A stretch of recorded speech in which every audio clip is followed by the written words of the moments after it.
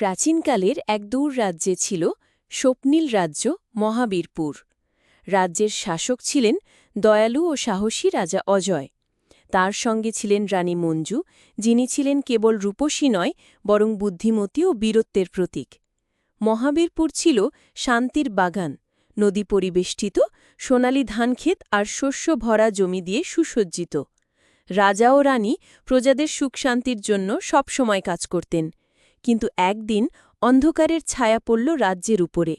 এক ভয়ঙ্কর দানব, যাকে সবাই কালরাত্রি নামে জানত, হঠাৎ মহাবীরপুরের সীমান্তে এসে উপস্থিত হল। কালরাত্রি ছিল বিশালাকার, আগুনের চোখ আর আগুন ঝরানো শিংসহ এক ভয়ঙ্কর দানব। কালরাত্রি রাজ্যের শস্যক্ষেত নষ্ট করতে লাগল, গ্রামের মানুষদের ভয় দেখিয়ে দৌড়াতে বাধ্য করল। রাজ্যের শান্তি ভেঙে পড়ল, মানুষদের মনে ভয় জমে গেল।